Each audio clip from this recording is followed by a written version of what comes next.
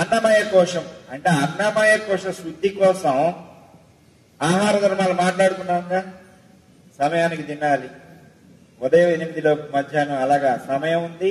తీసుకునే ఆహారం కొంచెం శుద్ధిగా ఉంచబడాలి. ఈ రోజు శుద్ధి అవుతుందా? చాలా కష్టం అబ్బా. నీరు కలుషితం, నూనె కలుషితం, ఆ రిఫైన్డ్ ఆయిల్స్ కలుషితం. వీటన్నిటికీ ఒకటే మార్గం. ఇక దేవుడి మీద భారం వేసి అయ్యా ఆ ప్రసాదం తీసుకున్నప్పుడు ఆయనకి సమర్పయాను. భగవంతుని స్మరించుకొని తీసుకోవటం నేర్చుకోండి చాలు. హరే కృష్ణ హరే కృష్ణ కృష్ణ కృష్ణ అర్పితం చేయండి. ఈశ్వర ప్రణిధ. నువ్వు తీసుకునే విషయంలో నుంచి కొంచెం ఆయన అక్కడే కాపాడగలడు. నువ్వు కాపాడగలవా?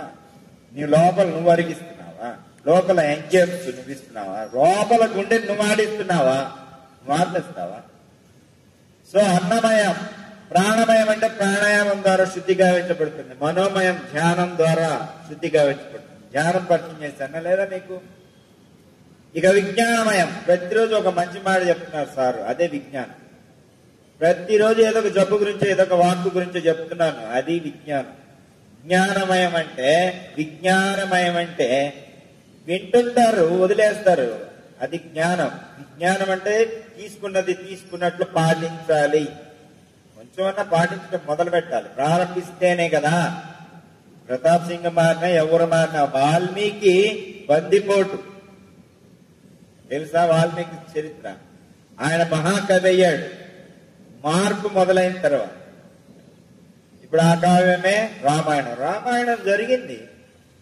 నాసా వాళ్ళు కూడా చెప్తున్నారు, ఆయన వేసిన బ్రిడ్జి, రాముడు వేసిన బ్రిడ్జిని సేతు, రామసేతు, నాసా వాళ్ళు డిటెక్ట్ చేసి చెప్పారు.